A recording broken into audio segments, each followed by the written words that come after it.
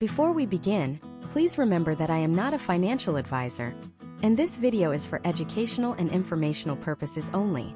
The information presented here should not be taken as financial advice, investment advice, or a recommendation to buy or sell any security.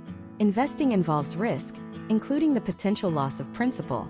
Always do your own research and consult with a licensed financial professional before making any investment decisions. In 1971, the United States did something that fundamentally changed the nature of money for every single American forever. In a move that sent shockwaves across the globe, President Nixon officially severed the US dollar's final tie to physical gold. Before that day, your dollar was a claim check for a specific amount of gold held in a vault. After that day, it became what's known as a fiat currency, a piece of paper backed by nothing more than faith in the government that issued it. And what has happened to the value of that faith-based dollar since 1971? It has fallen off a cliff. An item that cost $1 back then would cost you over $7 today. That's a staggering loss of over 85% of its purchasing power. Every dollar you've ever earned, every dollar you've ever saved, has been silently and relentlessly devalued. Meanwhile, what about gold? The asset our money used to be tied to? In that same period, the price of an ounce of gold has skyrocketed by more than 4,500%. It has survived every war, every pandemic, every market crash, and every currency collapse for the last 5,000 years. It's the ultimate financial insurance policy. So, if you're watching this, you're probably feeling the squeeze. You see inflation eating away at your savings. You see the stock market lurching up and down like a broken roller coaster. And you're asking the same question that kings, emperors, and everyday citizens have asked for centuries. How do I protect my wealth? How do I anchor my financial future to something real, something tangible, something that can't be printed into oblivion? For many, the obvious answer is gold. But then comes the modern-day problem. Okay, so you want to buy gold. Are you going to buy heavy, physical gold bars and hide them under your floorboards? What about security? What about insurance? How do you sell it quickly if you need the cash? The logistics of owning physical gold can be a massive headache for the average American investor. Feels archaic, inconvenient, and frankly a little out of reach. But what if I told you there's a modern, simple, and highly accessible way for you to invest in gold, right from your existing brokerage account, without ever having to touch a single gold coin or bar? What if you could get all the benefits of gold ownership with the convenience of buying a stock? That is precisely what this video is about. We are going to pull back the curtain on one of the most popular, but often misunderstood ways to invest in gold in the United States: gold mutual funds. By the time you finish watching this presentation, you will understand exactly what a gold mutual fund is, how it operates, the critical differences between the types of funds available, and the major pros and cons you absolutely must know. You will be equipped with the knowledge to decide with confidence whether adding a gold mutual fund is the right move for your personal investment strategy. So let's start at the very beginning. Forget about gold for just a second. What even is a mutual fund? The concept is actually incredibly simple. Imagine you and 100 of your friends want to throw a massive potluck dinner. But instead of everyone bringing a random dish, you all decide to pool your money together into one giant fund. Then you hire a professional chef, a food expert, to take that big pile of cash and go to the market. The chef doesn't just buy one thing.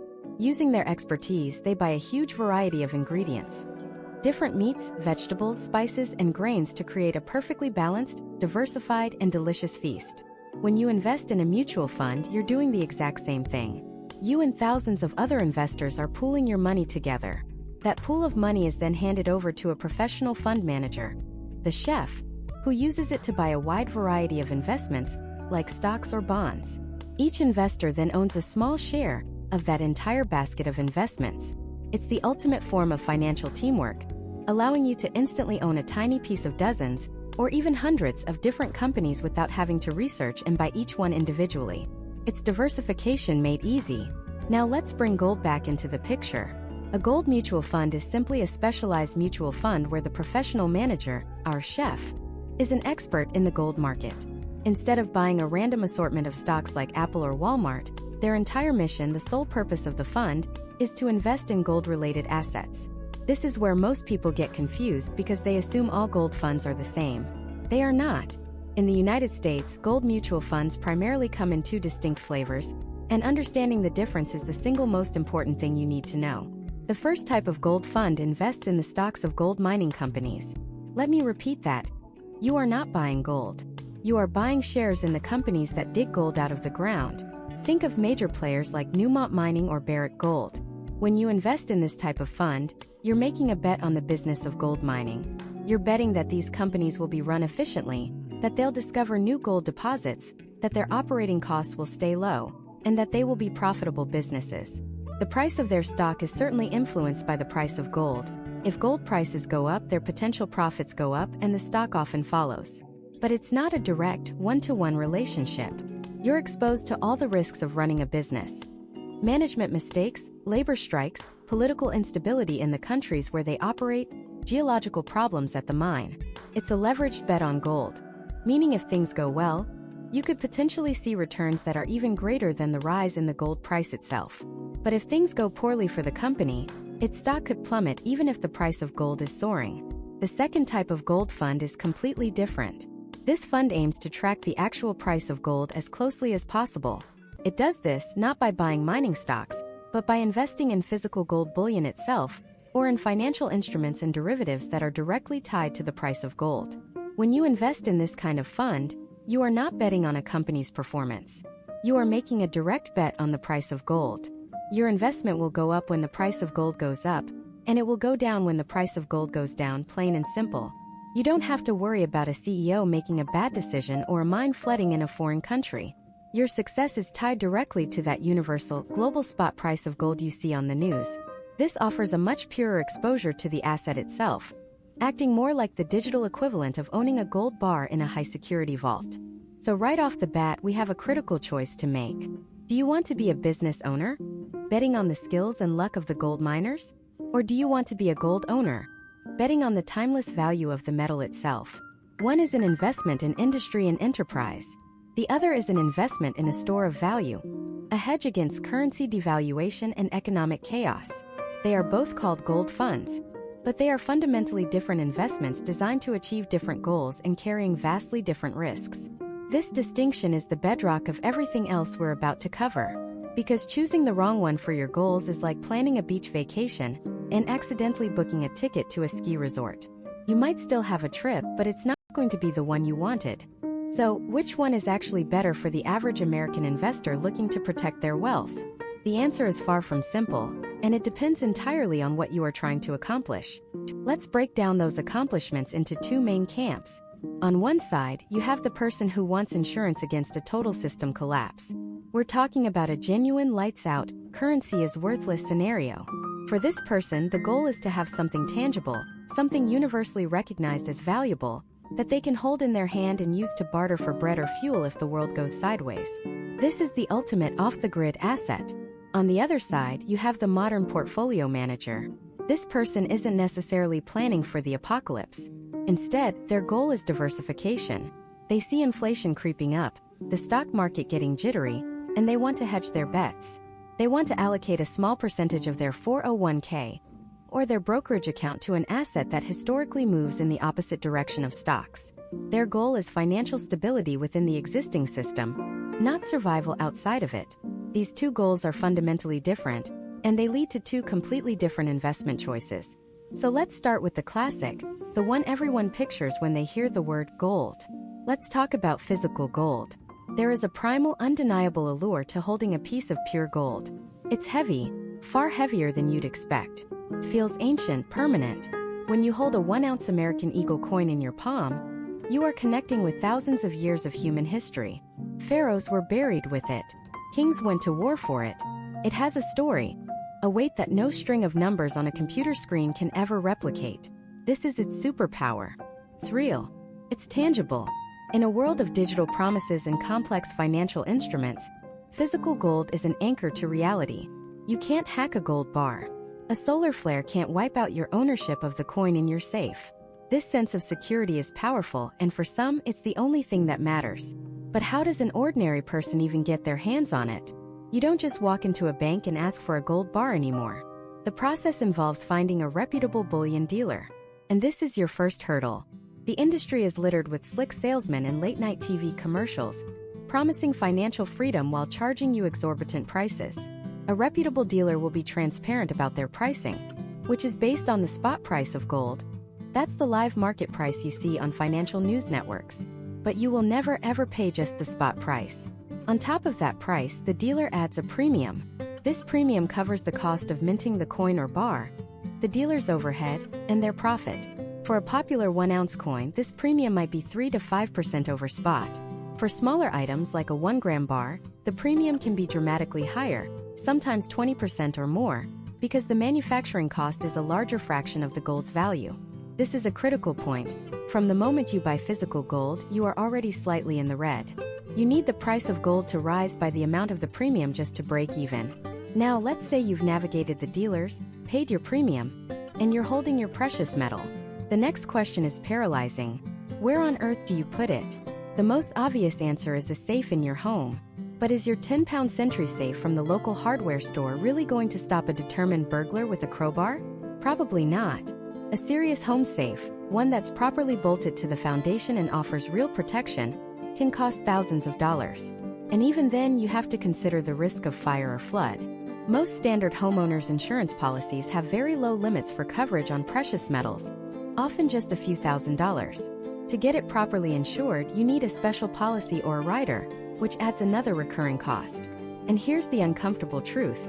By storing it at home, you've made your house a target. The more people you tell, the bigger the target becomes. Okay, so maybe storing it at home is too risky. What about a bank's safe deposit box? It sounds safer, right? Banks have vaults. But there are major catches here too. First, the contents of a safe deposit box are not FDIC insured. If the bank is robbed or there's a fire, or your box is somehow damaged, you are on your own unless you have that separate private insurance policy. Second, your access is limited. You can only get to your gold during banking hours. If a crisis hits on a Friday afternoon, you're out of luck until Monday morning, assuming the bank's even open. And in a true systemic crisis, the very scenario many gold buyers fear, what's one of the first things the government does? They declare a bank holiday, locking the doors and preventing anyone from accessing their vaults. Your ultimate off-the-grid asset is suddenly trapped inside the very system you were trying to escape. So you have the cost of the premium, the cost of a safe or a safe deposit box, and the cost of insurance. These are the obvious costs. But the biggest hidden cost comes when it's time to sell. Let's say gold spot price is $2,000 an ounce. You decide to cash in. You take your coin back to a dealer. They're not going to pay you $2,000. They're going to offer you a price below spot. This difference between the buy price and the sell price is called the spread. And it's how dealers make their money. So they might offer you $1,950. You paid a premium to get in, and you're taking a discount to get out. That 5% premium you paid on the way in, and that 2.5% discount you took on the way out, means gold had to appreciate by more than 7.5% just for you to not lose money. And that assumes the process is even that simple. Selling gold isn't like selling a share of Apple with a click of a button. It has what financiers call a liquidity problem. Imagine you need $10,000 for an emergency medical bill by tomorrow. You have 5 ounces of gold. First, you have to physically get the gold to a potential buyer. You have to find a local coin shop or bullion dealer. They'll need to inspect it and test it to make sure it's real. A process called assaying. This takes time. If you try to sell to an individual, the trust issues are immense. They'll want it tested, you'll want to make sure their cash isn't counterfeit. It's a slow, cumbersome, and often stressful process. The idea of quickly converting your gold into usable cash is largely a myth. It's an illiquid asset, and in an emergency, that illiquidity can be devastating. You might be forced to accept a terrible price from a local pawn shop simply because you need the money now. The very asset that was supposed to provide security in a crisis becomes a source of friction and loss precisely when you need it most. So for the average American investor, the person trying to hedge against inflation and add some stability to their retirement portfolio, the dream of physical gold quickly runs into a wall of harsh, expensive, and inconvenient realities. It's a bit like buying a classic car.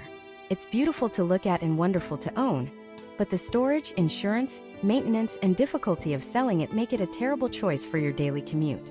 The visceral appeal is undeniable, but the practical application for wealth building and management in the 21st century is fraught with problems. Wall Street, ever the opportunist, saw these exact problems: the high costs, the storage nightmares, the selling headaches, and they engineered a solution. A way to get all the price exposure of gold, without ever having to touch a single ounce. A solution that lives entirely on a screen, can be bought and sold in seconds, and fits neatly inside your existing IRA or brokerage account. This solution is the Gold Mutual Fund. And to understand it, I want you to forget about finance for a second. Instead, I want you to think about pizza. Imagine you want a world-class gourmet pizza.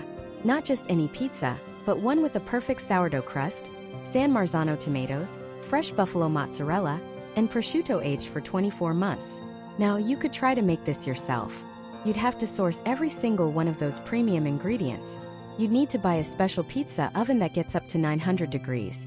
You'd have to spend years learning the craft of dough making, of balancing flavors, of getting that perfect leopard-spotted char on the crust. It would be incredibly expensive, time-consuming, and the final product, well, it probably wouldn't be that great on your first try. Or, you could go to the best pizzeria in town, run by a master chef who has dedicated his life to this craft.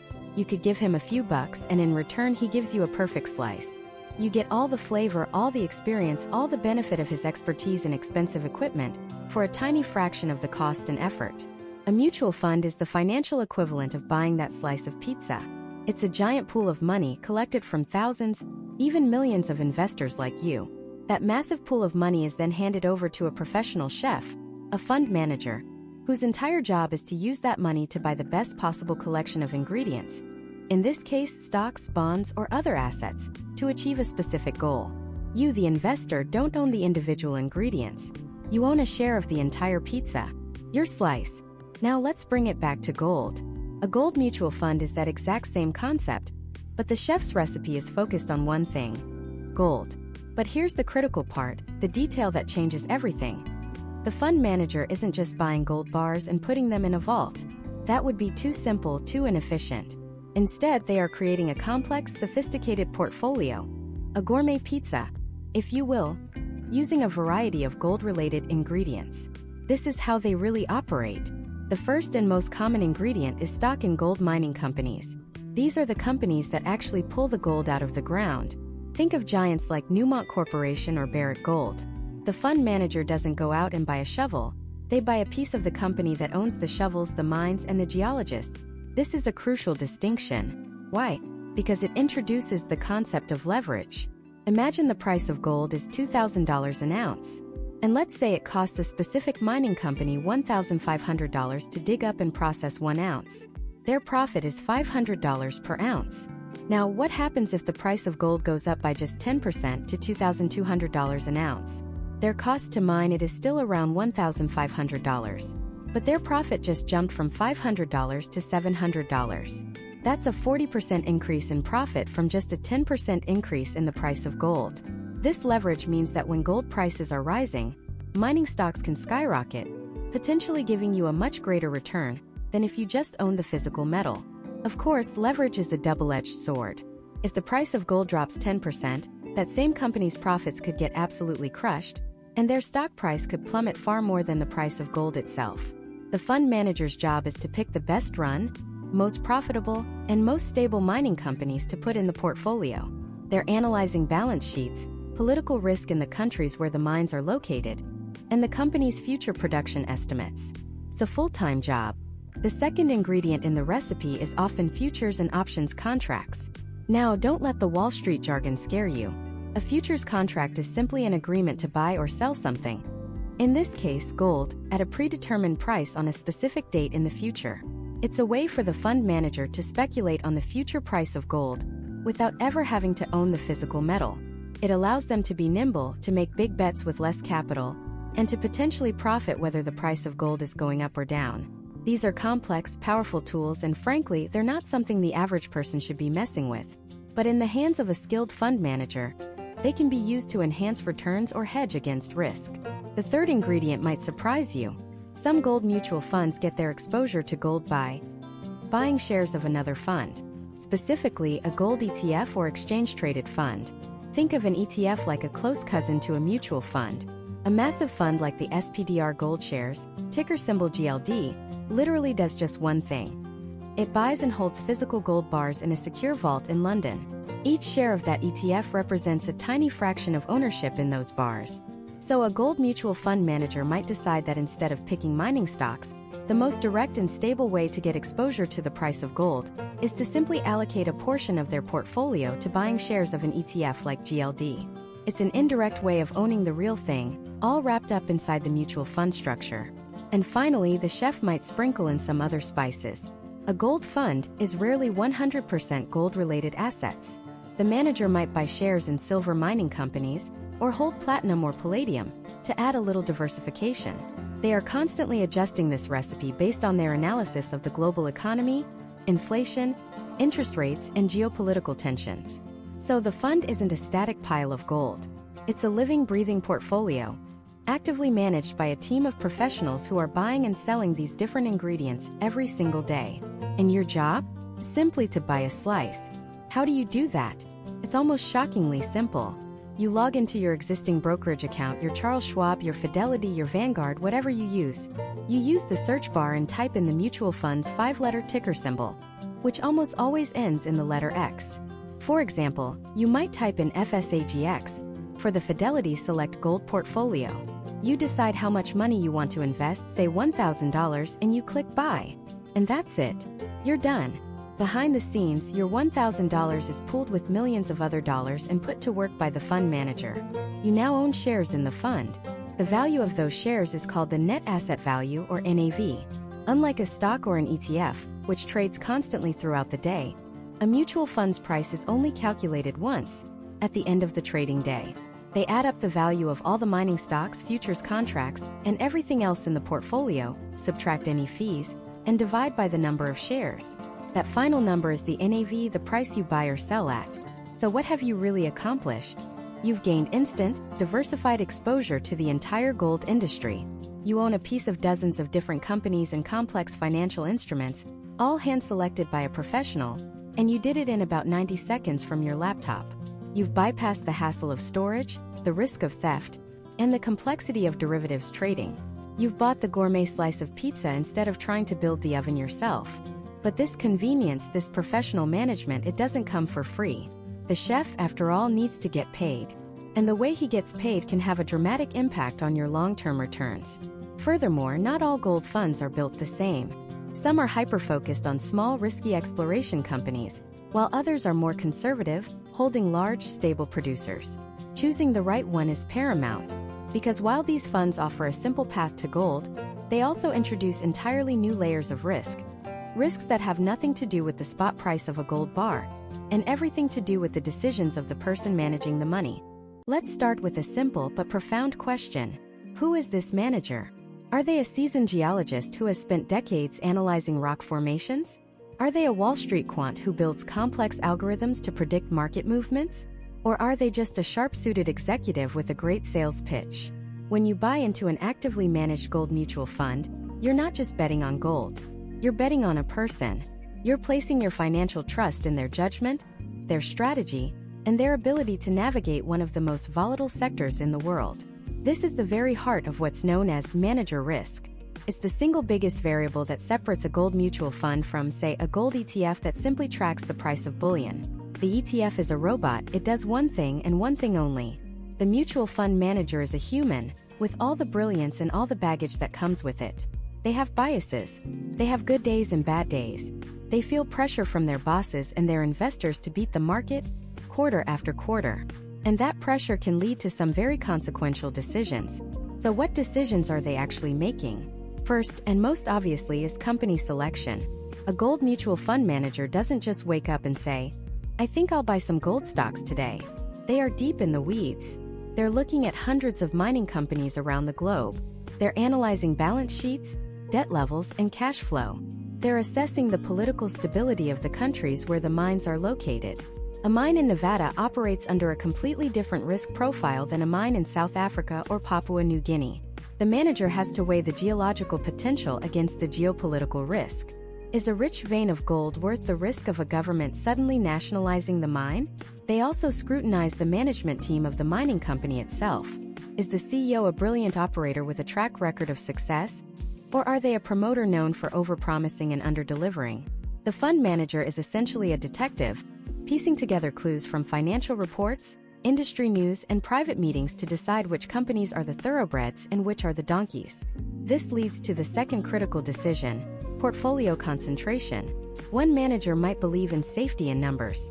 They'll build a highly diversified portfolio with small positions in 50 or even 100 different mining stocks. If one or two of those companies fail, it's a small dent, not a catastrophe. The goal here is to capture the general upward trend of the sector without being overly exposed to any single point of failure. Another manager, however, might have a completely different philosophy. They might be a high-conviction investor. After all their research, they might identify what they believe are the 5 best gold mining companies on the planet, and they'll bet the farm on them, pouring a huge percentage of the fund's assets into just those few names. If they're right, the returns can be astronomical, far outpacing the price of gold itself. Their investors look like geniuses. But if they're wrong, if just one of those core holdings suffers a catastrophic failure, like a mine collapse or a failed exploration project, the fund's value can be obliterated, even while the rest of the gold sector is booming. When you invest, you're not just choosing a fund, you're implicitly choosing which of these high-stakes philosophies you want to subscribe to. But it gets even more complex. Many fund managers don't just buy and hold stocks. They actively use derivatives like options and futures contracts. In simple terms, this is like making side bets. A manager might use futures to hedge against a short-term drop in the price of gold, creating a safety net for the portfolio. Or they might use options to speculate, hoping to amplify their returns on a stock they believe is about to skyrocket. This isn't inherently good or bad, but it adds a significant layer of complexity and risk. These instruments are powerful tools. In the hands of a skilled expert, they can enhance returns and manage risk. In the hands of someone who gets it wrong, they can act like a lit match in a fireworks factory, causing explosive losses that have little to do with the underlying performance of the mining companies themselves. This brings us to one of the most insidious risks of all: style drift. Imagine you do your homework. You find a fund that perfectly matches your goals. The prospectus says it invests in large, established, dividend-paying gold producers located in stable countries. It's the safe and steady gold fund. You invest feeling secure. But a year later, the fund is lagging its competitors. The manager is under pressure. So they start to cheat. They begin to drift from their stated style. They start buying smaller, riskier exploration companies. They take a position in a silver miner, or even a lithium company, hoping for a quick win to boost their numbers. Suddenly, the fund you own is not the fund you thought you bought. The risk profile has completely changed without you ever being notified. You thought you were buying a reliable sedan, and the manager secretly swapped it for a temperamental sports car. This is a fundamental breach of trust, yet it happens more often than you'd think. The desire to outperform, to climb the rankings and attract more investor capital, can tempt managers to bend their own rules. And who pays for all this active management? You do. Every decision, every research trip, every analyst's salary, every trade, every complex derivative strategy is funded by the fund's expense ratio. This is the annual fee you pay, taken directly out of your investment. It's why an actively managed gold mutual fund might have an expense ratio of 1% or higher, while a passive gold ETF might be a fraction of that. You are paying for the manager's supposed expertise. You're paying for their potential to outperform the market, but you're also paying for their potential to make catastrophic human errors. Consider the cautionary tale from the last major gold bull market. There was a fund that became heavily concentrated in one particular type of mining company, those operating in a specific, politically volatile region. The manager's thesis was that the geological rewards were so immense, they outweighed the political risks. For a while he looked like a prophet. The fund's returns were incredible. Investors poured in. But then the unthinkable happened. A new government came to power in that region and radically changed the mining laws, effectively seizing a huge portion of the company's assets. The stocks cratered overnight. The fund's value fell off a cliff, losing a staggering amount of its value in a matter of weeks. During that same period, the price of physical gold was actually stable, even rising slightly. The investors in this fund weren't burned by gold. They were burned by a single, high-stakes bet made by one person.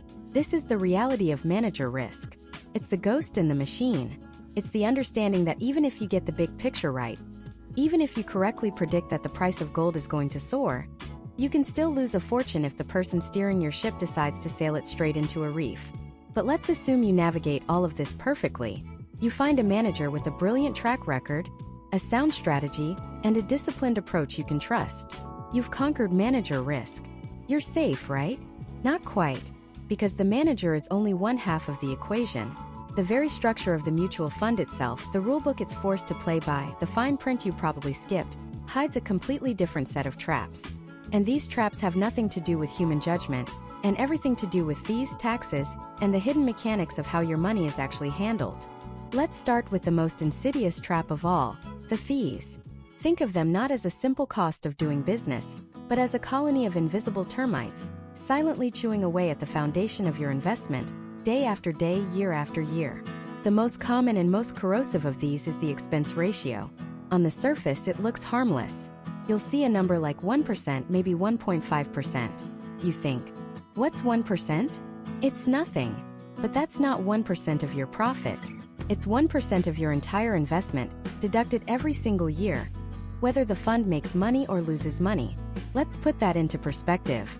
Imagine you invest $10,000 into a gold mutual fund with a 1.5% expense ratio. The first year, that's $150. Not a huge deal.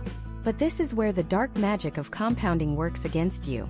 That $150 isn't just gone. You've also lost all the future growth that money could have generated. Over 20 years, assuming a modest 7% annual return, that seemingly tiny fee will devour over $7,000 of your potential profit. That's nearly the entire amount of your initial investment gone, vanished into the pockets of the fund managers for administrative costs, marketing, and a dozen other things that have nothing to do with your success. Now compare that to a low-cost fund with a 0.5% expense ratio. Over the same period, the fee would only cost you around $2,500. That's a nearly $5,000 difference, just from a 1% change in a number you probably glanced over. It's a slow, silent bleed that can be the difference between a comfortable retirement and just scraping by. But the expense ratio is just the opening act. Enter the sales loads. These are commissions paid to the broker who sold you the fund. They come in two main flavors. First, there's the front-end load. This is an upfront fee, a toll you have to pay just to get in the door. It's taken directly from your initial investment. So if you decide to invest $10,000 into a fund with a 5% front-end load, $500 is immediately skimmed off the top. Your investment starts day one already in the hole at $9,500. It has to climb back $500 just to get to zero. Then there's its sneaky cousin, the back-end load, also known as a contingent deferred sales charge. This is an exit fee. You pay it when you sell your shares. Often these fees decrease over time. Maybe it's 5% if you sell within the first year, 4% in the second, and so on, until it eventually disappears after 5 or 6 years. The fund company will spin this as a way to encourage long-term investing. But let's be blunt. It's a golden handcuff. It's designed to lock you in, making it painful to leave even if the fund is performing terribly. Life happens. You might need that money for an emergency, but to get it, you have to pay a steep penalty. Both of these loads are often hallmarks of funds sold by financial advisors who are compensated by commission, not by providing you the best advice. They are selling you a product and the load is their paycheck. But even if you find a fund with no load and a low expense ratio, there's another hand reaching for your pocket. And this one belongs to Uncle Sam. The tax treatment of gold mutual funds in the United States is a minefield, and it contains one of the biggest gotchas in the entire investment world. You see, when you sell a stock or a regular stock mutual fund that you've held for more than a year, your profit is considered a long-term capital gain. For most Americans, that's taxed at a favorable rate of 15%, maybe 20% for high earners, and for some, it's even zero. It's one of the biggest advantages of long-term investing. But gold is different. The IRS doesn't see gold as a capital asset like a stock. It sees it as a collectible, putting it in the same category as art, antiques, and rare stamps. And collectibles are taxed at a much higher rate, a maximum of 28%. Let that sink in. You could make $10,000 of profit in a stock fund and pay $1,500 in taxes. You make the exact same $10,000 of profit in your gold mutual fund, and you could be handing over $2,800 to the government. That's nearly double the tax bill for the same amount of profit simply because of the asset you chose. This single obscure rule can absolutely decimate your real take-home returns from investing in gold. And it's something almost no one talks about until it's too late and the tax bill arrives. And the tax nightmare doesn't stop there. Mutual funds have a unique structural quirk. Throughout the year, the fund manager might be buying and selling assets within the fund. When they sell an asset for a profit, they generate a capital gain. By law, they have to distribute those gains to you, the shareholder, typically at the end of the year.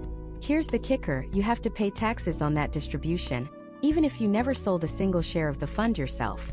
Even if your own investment in the fund is currently at a loss, you could watch your fund's value go down all year, yet still receive a 1099 form in the mail with a taxable capital gains distribution.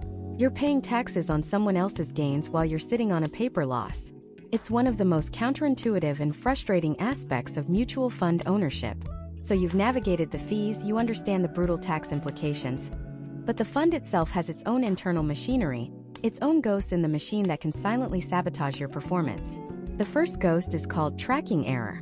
You assume that if the price of gold goes up 10%, your gold fund will go up 10% minus fees. But it rarely works out that cleanly. The fund's performance will almost always deviate from the actual price of gold. This gap is the tracking error. It happens for a few reasons. The fund has to hold some cash to handle investors selling their shares, and that cash isn't earning the same return as gold. The fund's fees create a constant drag, and if the fund uses futures contracts, the costs of managing those contracts create another layer of disconnect. Over time, this tracking error means you're consistently lagging behind the very asset you thought you were investing in. And for funds that do use futures, we have to talk about contango. It's a complex word for a simple and costly problem. A futures contract is an agreement to buy something at a future date for a set price.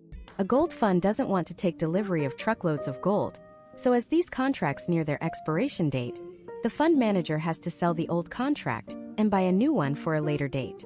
This is called rolling the contract. In a normal market, a state of contango, the price for the future contract is higher than the current spot price. This means every time the fund rolls its contracts, it's selling low and buying high. It's a small loss, a tiny bit of friction each time, but it happens over and over again. It's like leasing a car, but every month the new lease is slightly more expensive than the last one. It's a guaranteed, built-in headwind that systematically erodes returns over the long term. Finally, we come back to the most fundamental hidden mechanic of all: the fact that many gold funds don't hold any gold. They hold stocks of gold mining companies. And as we've touched on, a mining company is not a lump of metal. It's a business. It has massive operational costs like fuel and labor. It has debt. It has management that can make brilliant or catastrophic decisions. It's exposed to political risk. What if a foreign government decides to nationalize the mine?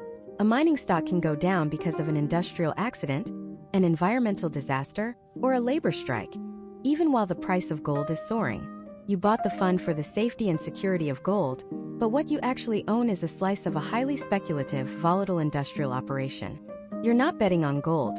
You're betting on a CEO in Toronto to successfully run a complex digging operation in a politically unstable region. It's a completely different proposition. So when you add it all up, the slow bleed of the expense ratio, the toll booths of sales loads, the punitive 28% collectible tax, the phantom tax bills from distributions, the constant drag of tracking error, and the fundamental disconnect between a metal and a mining company, you realize that a gold mutual fund is a far more complex and costly vehicle than it appears. The shiny wrapper hides a machine with a lot of moving parts, and many of them seem designed to grind away at your returns before they ever reach your account. So let's pop the hood on this machine. Let's trace the wires and follow the money, because understanding this is the absolute key to not getting fleeced. The first and most obvious gear in this grinding mechanism is something called the expense ratio. You'll see this listed for every mutual fund in the United States. It's a percentage and it seems small. Maybe it's 0.8%. Maybe it's 1.2%. Maybe it's higher. And your brain, conditioned to look for big numbers, might just gloss over it. 1%. What's 1%? Feels like nothing. But this is the single most important number you will ever look at when considering a mutual fund. And it is a masterpiece of financial engineering, designed to slowly and silently drain your wealth. The expense ratio is an annual fee.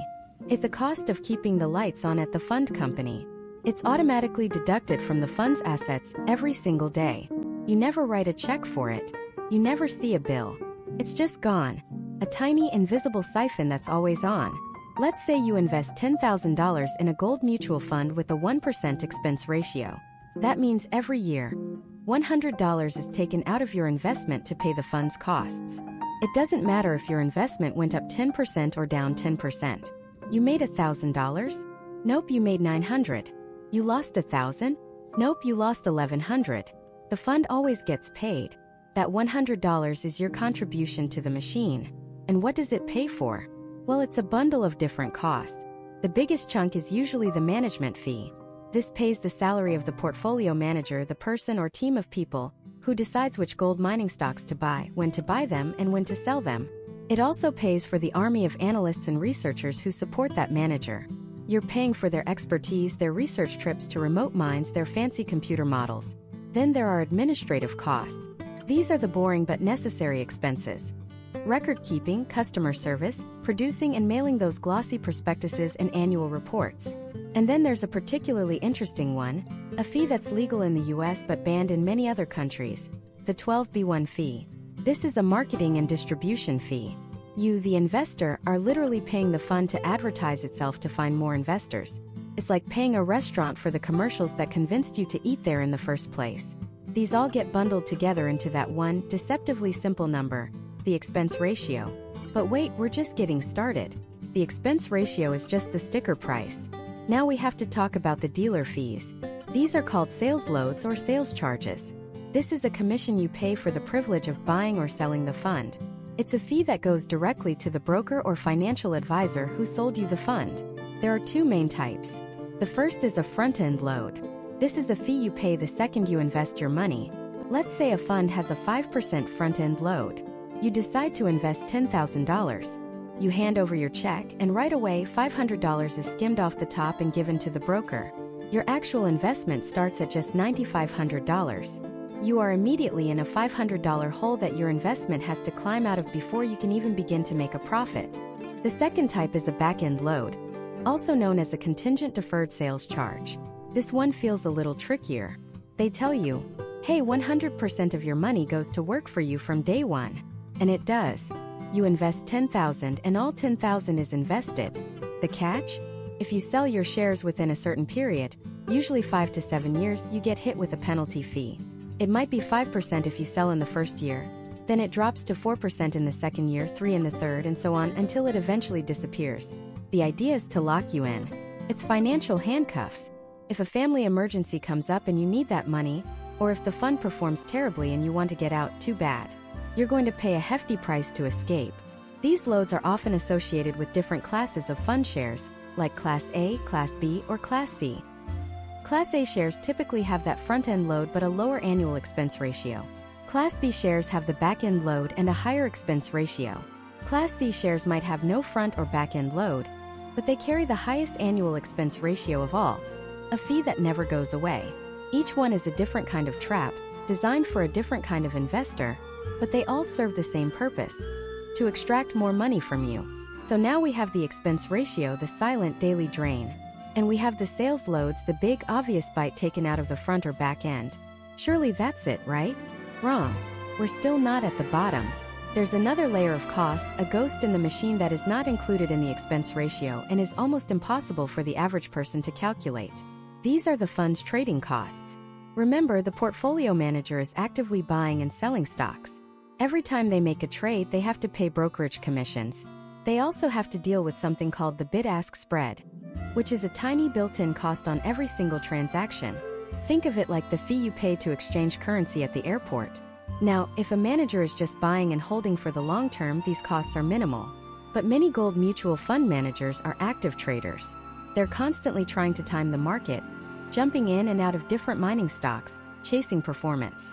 This activity is measured by something called the turnover ratio.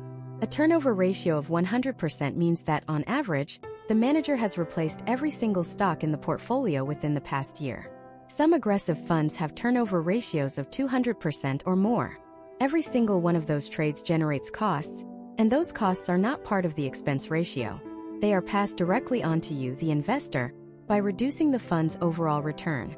It's a hidden fee, a form of financial friction that wears down your capital. You could have two gold funds with the exact same 1% expense ratio, but if one has a 150% turnover ratio and the other has a 20% turnover ratio, the first fund is secretly costing you far, far more. Okay, let's put this all together. Because this is where a small, seemingly insignificant 1 or 2% fee transforms into a weapon of mass wealth destruction. It's all thanks to the magic and the tyranny of compound interest. Imagine you and your neighbor both invest $100,000 on the same day. You're both investing for retirement 30 years away. You both manage to earn an average of 7% per year before fees. The only difference is the vehicle you choose. Your neighbor finds a low-cost investment that only charges a total of 0.5% per year. You, on the other hand, get sold a popular gold mutual fund with a total cost, including the expense ratio 12b1 fees, and hidden trading costs that adds up to 2% per year. The difference is just 1.5%. Seems trivial. Let's fast forward 30 years.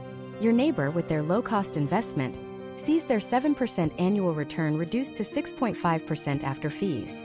Their initial $100,000 has grown to $661,000.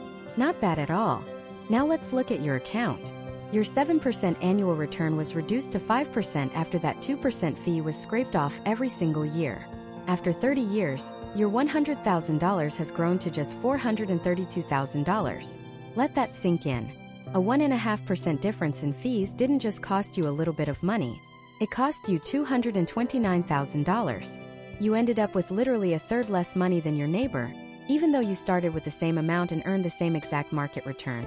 You did all the work. You took all the risk. You saved and invested diligently for 3 decades.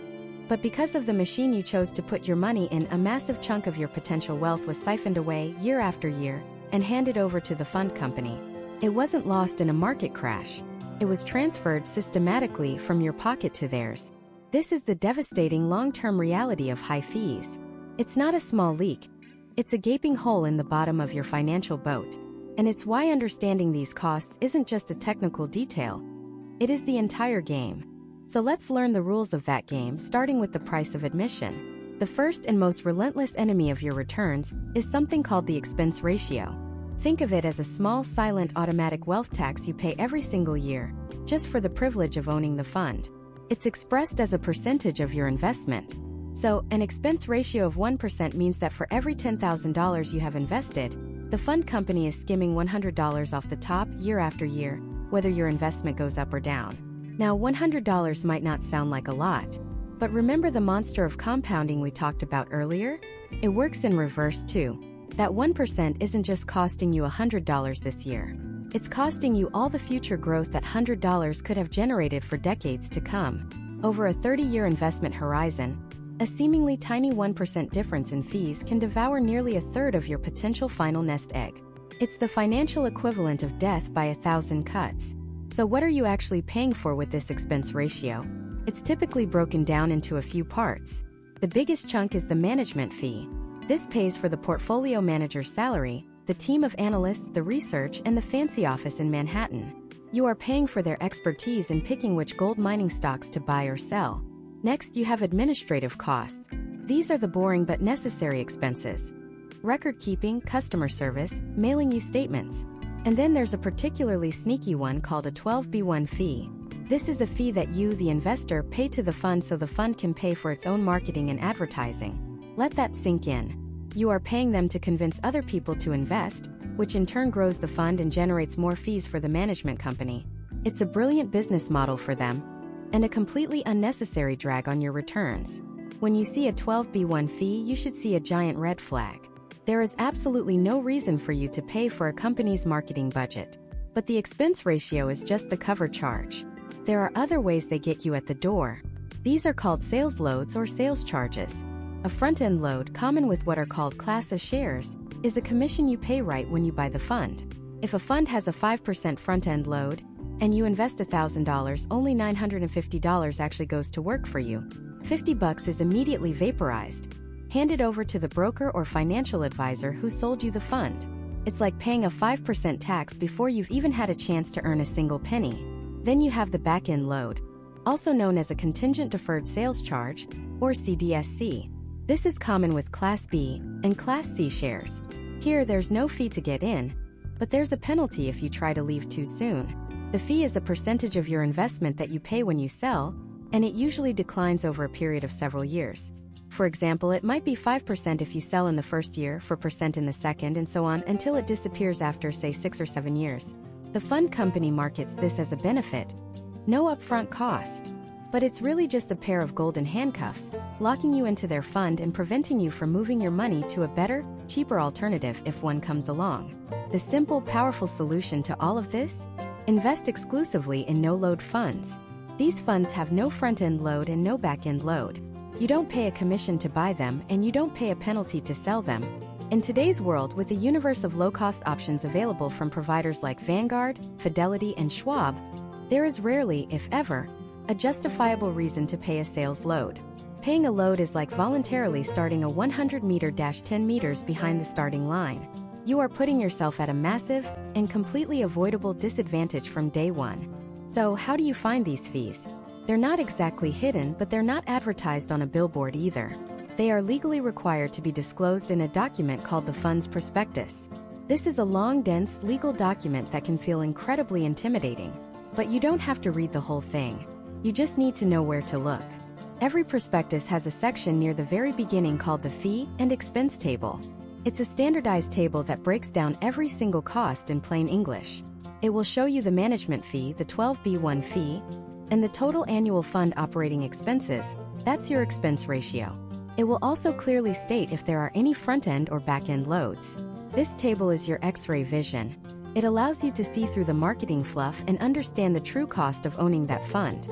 Before you ever invest a single dollar, find that prospectus, find that table, and know your numbers.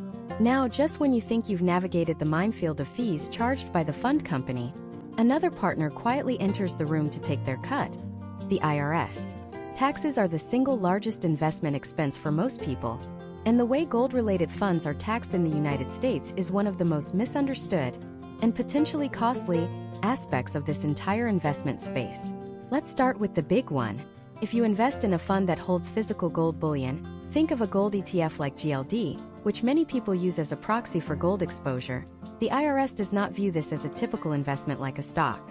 It views the underlying asset as a collectible, like art, antiques, or rare stamps. This has enormous tax consequences. When you sell a stock or a typical stock mutual fund that you've held for more than a year, your profit is taxed at the favorable long-term capital gains rates, which are currently 0%, 15%, or 20% depending on your income.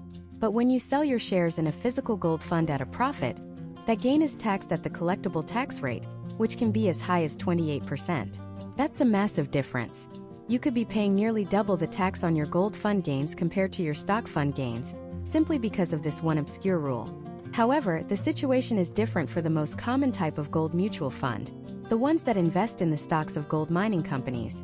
Because these funds hold corporate stocks, not physical metal, they are generally treated like any other stock mutual fund for tax purposes. When you sell your shares at a profit after holding them for more than a year, you are typically subject to the lower long-term capital gains rates, not the 28% collectibles rate. This is a critical distinction that can save you a fortune in taxes over the long run. It's one of the most important things to understand before you choose which type of gold fund to buy. But it doesn't stop there. Many of these mining companies pay dividends to their shareholders. The mutual fund collects these dividends and is required by law to distribute them to you, the fund's shareholder. These dividend distributions are almost always taxed as ordinary income, which means they're taxed at your highest marginal tax rate, the same rate you pay on your salary. This can be significantly higher than the capital gains rates. Furthermore, you need to be aware of a fund's turnover ratio. This number, also found in the prospectus, tells you how frequently the fund manager is buying and selling stocks within the portfolio. A turnover ratio of 100% means the manager has, on average, replaced the entire portfolio within the last year. Why does this matter for your taxes? Because every time the manager sells a stock at a profit, they realize a capital gain. And at the end of the year, the fund has to distribute those net capital gains to you. You then have to pay taxes on that distribution, even if you never sold a single share of the fund yourself. A hyperactive manager with a high turnover ratio can create a constant tax drag on your investment, forcing you to pay taxes year after year and slowing down the compounding of your money. So what's the solution to this tax nightmare? The most powerful tool at your disposal is a tax-advantaged retirement account, like a 401k or an individual retirement account, an IRA. When you hold your gold mutual fund inside a traditional IRA or 401k, all of the dividends and capital gains distributions can grow tax-deferred. You don't pay any taxes year to year. The money is allowed to compound without that annual tax drag. You only pay income tax on the money when you withdraw it in retirement. Even better is the Roth IRA or Roth 401k. Here, you invest with post-tax dollars, but all of your growth and all of your qualified withdrawals in retirement are 100% tax-free. No tax on dividends. No tax on capital gains. Nothing. The 28% collectibles tax rate? It becomes irrelevant. The annual tax drag from a high-turnover manager? Gone. Holding a potentially tax-inefficient asset like a gold fund inside a Roth wrapper is one of the smartest strategic moves an investor can make. It builds a permanent tax shield around your investment, ensuring the government's cut is minimized and your cut is maximized. Understanding this interplay between fees and taxes isn't just an academic exercise. It is the core discipline of sophisticated investing. It's about recognizing that success isn't just about what you make, it's about what you keep. Every dollar you save from a fund's expense ratio or a tax bill is a dollar that stays in your account, working and compounding for you, day and night, for the rest of your life. And so, if the name of the game is keeping as much of your hard-earned money as possible, the next question is unavoidable. Which vehicle for owning gold is actually the most efficient? Is it the classic mutual fund?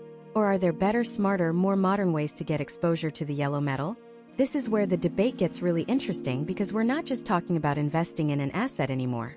We're talking about choosing a strategy. It's the difference between taking a bus, a train, or your own sports car to the same destination. They'll all get you there, but the cost, the speed, and the experience will be wildly different.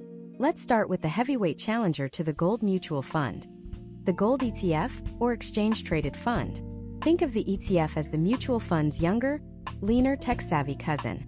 They both aim to do a similar job, give you a share in a large diversified pool of assets, but they go about it in fundamentally different ways. The biggest difference is how they trade. A mutual fund is like placing an order from a catalog. You decide you want to buy or sell, you put your order in, and at the end of the day, the company processes all the orders at once at a single price, the net asset value. It's simple, it's reliable, but it's slow. An ETF, on the other hand, trades like a stock. It's listed on an exchange like the New York Stock Exchange, and its price fluctuates all day long, second by second. You can buy it at 10:03 a.m. and sell it at 2:47 p.m. You can place sophisticated orders like limit orders to buy only at a certain price, or stop-loss orders to sell automatically if the price drops. For an active trader, this is a massive advantage. For a long-term buy-and-hold investor, it might be a distinction without a difference. But here's where it gets critical for everyone, and it brings us right back to our theme of what you keep. Expense ratios. Passively managed ETFs, which simply aim to track an index or the price of a commodity like gold, almost always have lower expense ratios than actively managed mutual funds. Why? Because there's no highly paid fund manager and team of analysts making decisions. An algorithm or a simple mandate does the work. So, you might see a popular gold mining mutual fund with an expense ratio of 1.1%, while a major gold ETF that holds physical bullion might have an expense ratio of just 0.25%. That difference sounds tiny. It's less than a percentage point. But let's run the numbers. On a $10,000 investment, that's the difference between paying $110 a year versus just $25 a year. Over 30 years, assuming a modest 7% return, that tiny difference could cost you over $20,000 in lost gains. That's not a tiny difference. That's a new car. Then there's the tax man. This is where things get tricky and where knowing the details can save you a fortune. Most stock mutual funds, when you hold them for over a year, are taxed at the favorable long-term capital gains rate, typically 15% or 20%. But many popular gold ETFs that hold physical gold are structured differently. The IRS views your share in that ETF as a share in a collectible, just like if you owned a painting or a rare stamp. And collectibles have a special, higher long-term capital gains tax rate of 28%. So while you were saving money on the expense ratio, you could end up handing a bigger chunk of your profits to Uncle Sam. However, a gold miner's mutual fund, one that holds stocks of mining companies, is treated like any other stock fund, qualifying for the lower 15 or 20% rate. This is one of those crucial details that can make or break a long-term strategy. The lesson here is profound. The structure of the fund matters just as much as its performance. Now let's pit the mutual fund against the oldest player in the game. Physical gold itself. The gold bar in a vault, the American Eagle coin in your hand. The appeal here is primal. It's tangible. You can see it, touch it, weigh it. In a world of digital accounts and abstract financial instruments, physical gold feels real. It's the ultimate just-in-case asset. If the entire financial system grinds to a halt, you can't eat your mutual fund statement. But you can, in theory, trade a gold coin for a loaf of bread. But that feeling of security comes with its own, often hidden, expense ratio. First, where do you keep it? A safe deposit box at a bank isn't free. That's an annual fee. A high-quality safe for your home can cost thousands of dollars. Second, you need to insure it. Standard homeowners insurance often has very low limits for things like gold bullion, so you'll likely need a separate, expensive policy. These storage and insurance costs are the real-world equivalent of a fund's management fee, and they can easily add up to 1% or more per year. Then there's the problem of buying and selling. When you buy a gold coin, you don't pay the spot price you see on the news. You pay a premium over that price, which can be anywhere from 3% to 8% or more, depending on the coin and the dealer. And when you go to sell it, the dealer will offer you a price below the spot price. That gap, the spread, is a transaction cost that can take a huge bite out of your investment before you've even started. With a mutual fund, you buy and sell at the net asset value. The transaction is clean, efficient, and transparent. Selling a large amount of physical gold can be a logistical nightmare of finding a reputable buyer, verifying authenticity, and securely transporting the metal. Cashing out of a mutual fund is a few clicks on a website. Finally, what about skipping the funds altogether and buying individual gold mining stocks? This is the path for the true stock picker, the person who believes they can find the next home run. The potential rewards are enormous. If you pick a small exploration company that discovers a massive high-grade gold deposit, your investment could multiply 10, 50, or even 100 times over. A return a diversified mutual fund could never dream of. But the risk is just as monumental. You're not just betting on the price of gold anymore. You're betting on that specific company's management team to make smart decisions. You're betting on their geologists to be right about what's in the ground. You're betting on the political stability of the country they operate in, hoping a government doesn't suddenly nationalize their mine. You're betting that their equipment won't fail and their mine shafts won't flood. A single piece of bad news, a disappointing drilling report, a labor strike, an environmental disaster, can send a stock plummeting 50% in a single day, even while the price of gold is soaring. A gold mutual fund insulates you from this single company risk. It's the ultimate safety in numbers. If one of the 50 mines in the portfolio has a catastrophic failure, it's a small dent in the overall fund, not a fatal blow to your entire investment.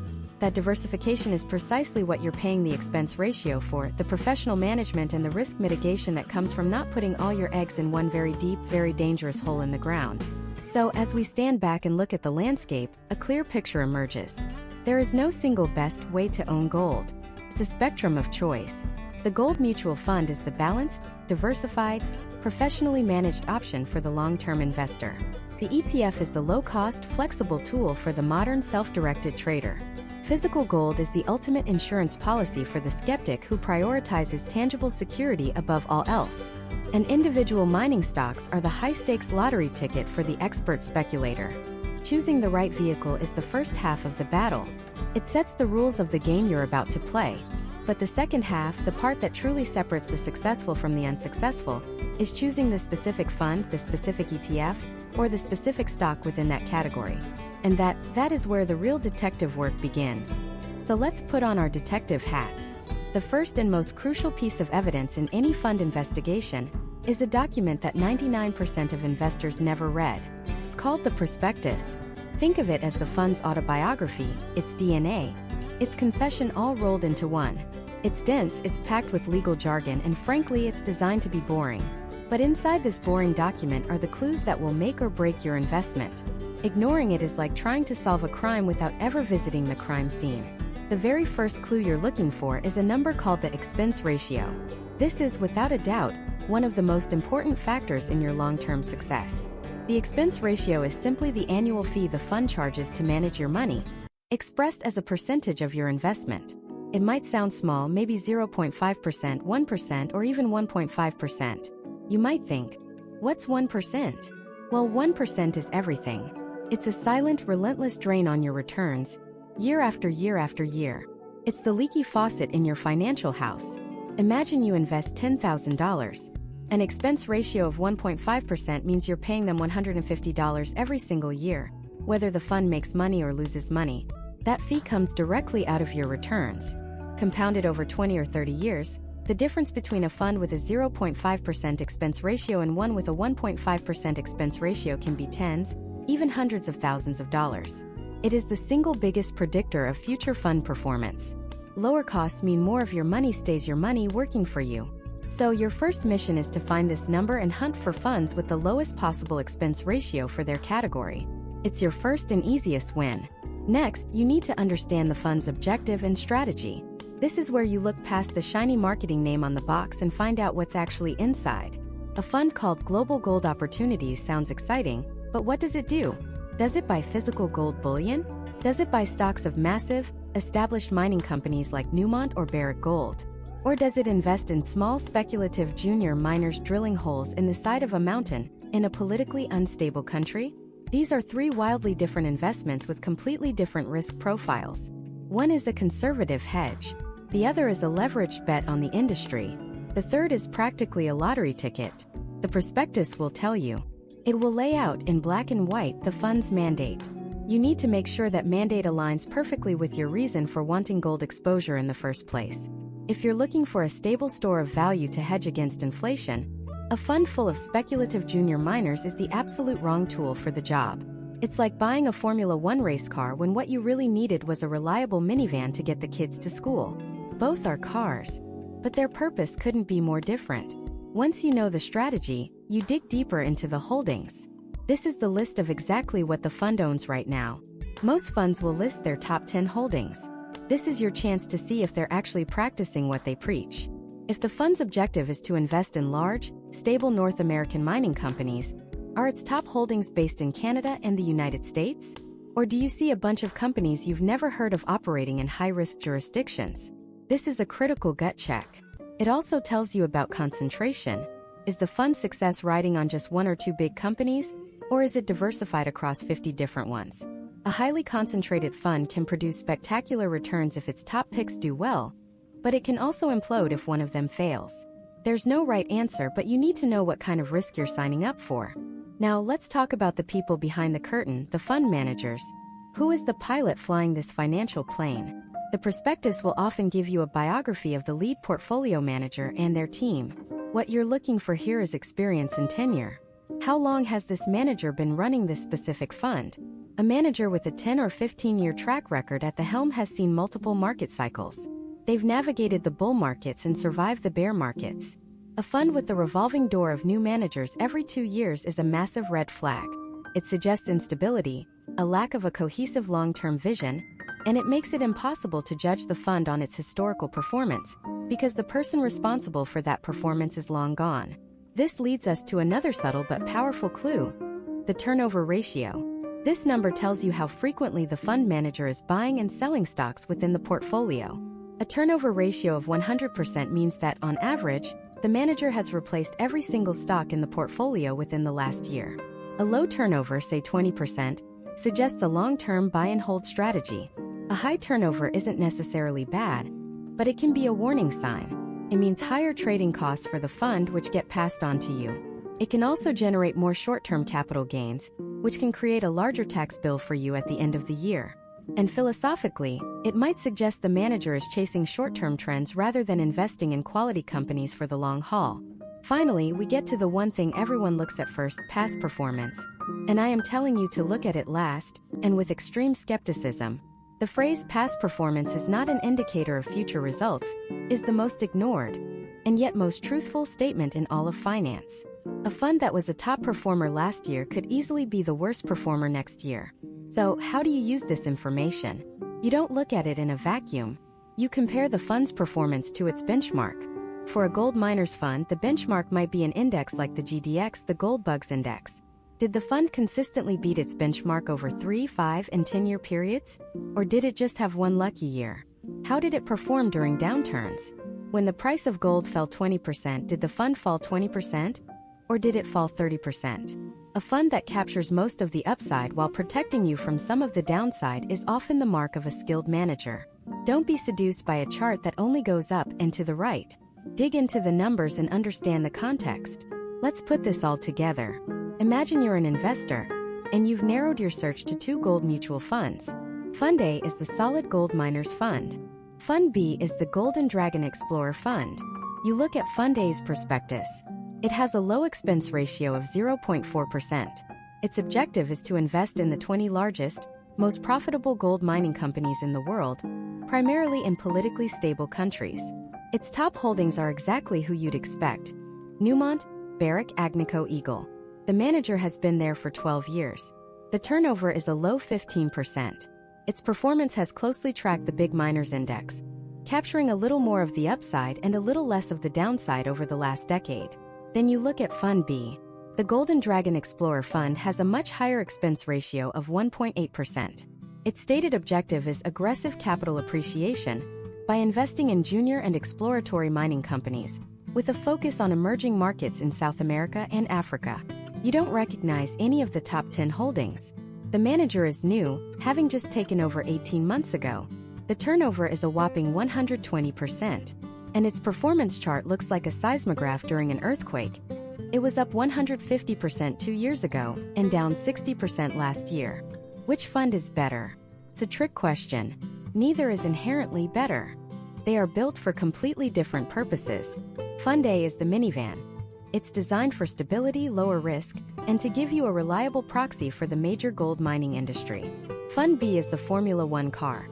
It's built for extreme risk and the potential for explosive lottery ticket-like returns, with an equally high chance of crashing and burning. The detective work isn't about finding the best fund in the world. It's about finding the best fund for you. It's about matching the evidence you uncover in the prospectus with your own personal goals, your own timeline, and your own tolerance for risk. By following these clues: expense ratio, strategy, holdings, management, and performance, you move from being a passive passenger to an active, informed investigator of your own financial future. You stop guessing and you start analyzing. This process gives you an incredible advantage. But even with the perfect fund selected, there is one final, formidable obstacle that stands between you and success. It's not the market, it's not the economy, and it's not the fund manager. It's the person you see in the mirror every morning. The psychological traps and the behavioral mistakes we all make are the true final bosses of investing, and overcoming them is the last piece of this golden puzzle. Let's talk about the first and most seductive of these psychological traps: the fear of missing out, or FOMO. You know the feeling. Gold is all over the news. The price is skyrocketing. Your neighbor, your cousin, that guy on social media, they're all talking about how much money they're making. And a voice in your head starts screaming, "You're being left behind. Get in now before it's too late." This is financial adrenaline, and it's a killer. When you invest based on FOMO, you're not investing, you're gambling. You're buying high, driven by hype, with no strategy other than, "I want what they have." The professional investor buys based on a plan. The amateur buys based on a headline. The antidote to FOMO isn't willpower, it's preparation. Before the hype train ever leaves the station, you need to have your own ticket, your own destination printed out. This is your investment plan. You decide, in the calm, rational light of day, what percentage of your portfolio you want to allocate to an asset like a gold mutual fund. Maybe it's 3%, 5%, or 10%. Whatever the number, you write it down. That number is your North Star. When the market goes crazy and FOMO starts whispering in your ear, you don't have to think. You just look at your plan. Have you reached your allocation? If yes, you do nothing. If no, you invest according to your predetermined schedule, not according to the market's hysteria. This is the power of systemic investing, like dollar-cost averaging, which forces you to buy methodically, insulating you from emotional whiplash. Now let's meet FOMO's evil twin, the panic seller. This monster shows up when the party's over. Gold prices, which seem to only go up, suddenly reverse course. The headlines are now filled with doom and gloom. The value of your gold fund is dropping. Every fiber of your being is screaming, "Get out! Sell now before you lose everything." This is the instinct for self-preservation misapplied. Your brain's ancient lizard-like core can't tell the difference between a falling stock ticker and a saber-toothed tiger. It just sees danger and wants to flee. Giving in to this impulse is how people lock in their losses. They buy high out of greed and sell low out of fear, the exact opposite of what you're supposed to do. The weapon against the panic seller is understanding your why. Why did you invest in a gold mutual fund in the first place? Was it to get rich quick? If so, your premise was flawed from the start. But if you invested in it for its traditional role, as a hedge against inflation, a diversifier, a store of value during economic uncertainty, then a price drop doesn't invalidate your thesis. In fact, it might even reinforce it. When stocks are crashing and your gold fund is also taking a temporary hit, that's part of the chaos. It's meant to help you weather long-term. You have to zoom out. Look at a 20-year chart of gold, not a 20-minute one. Remind yourself of its purpose in your portfolio. Is that purpose still valid? If the answer is yes, then you hold the line. You trust the plan you made when you were rational, not the fear you feel when you're emotional. The third enemy is more subtle, more insidious. It's the confirmation bias echo chamber. This is our natural human tendency to seek out and favor information that confirms what we already believe, and to ignore everything that challenges it. If you've decided gold is the ultimate investment, you'll start consuming media that tells you exactly that. You'll follow the gold bugs on social media, read the newsletters predicting hyperinflation and the collapse of the dollar, and you'll dismiss any mainstream analyst who suggests gold might be overvalued as a shill or an idiot. You build an echo chamber around yourself where the only voice you hear is your own, reflected back at you. This feels good, feels validating, but it's incredibly dangerous. It blinds you to changing market conditions, to new data, to the risks you're ignoring. It turns you from an investor into a zealot. The only way to break out of the echo chamber is to intentionally seek out the opposition. Make it a rule. For every bullish article you read about gold, you must read a well-reasoned bearish one. Follow smart people you disagree with. Listen to the arguments against your position, not to change your mind necessarily, but to understand the risks and to ensure your own thesis can withstand scrutiny. An investment thesis that can't survive a challenge isn't a thesis. It's a prayer. You want to be an investor, not a disciple. True confidence comes not from ignoring criticism, but from having considered it and still finding your position to be sound. Finally, we face the boss that's born from success, the overconfidence trap. Let's say you do everything right. You buy a gold fund, it performs well, and you make a solid return. That success feels amazing. Your brain releases a little hit of dopamine. You start to feel like you've got the Midas touch. You're not just lucky, you're smart. You figured this whole thing out. This is when you're at your most vulnerable. Overconfidence leads you to take bigger risks. You might decide to increase your allocation to gold far beyond your original plan. You might try to time the market, selling at what you think is the top and buying back at the bottom. You might venture into more speculative assets like individual junior mining stocks, thinking your success in a diversified fund will translate directly. This is how fortunes are lost. A little bit of success convinces you to abandon the very discipline that got you there in the first place. The cure for overconfidence is a simple, powerful dose of humility, enforced by a system. It's the practice of regular rebalancing. Rebalancing is the opposite of emotional investing. Let's say your plan was a 5% allocation to your gold fund. After a great year, gold has soared and now it represents 8% of your portfolio. The overconfident, emotional investor says, "Let it ride." The disciplined, humble investor sells that extra 3% and reallocates the profits to underperforming assets, bringing everything back in line with the original plan. It forces you to sell high and buy low. It's systematic, unemotional, and it protects you from your own ego. So, after this entire journey, from understanding what a mutual fund is, to the specifics of gold, the mining companies, the tax implications, the risks, the rewards, it all comes down to this. A gold mutual fund is a tool.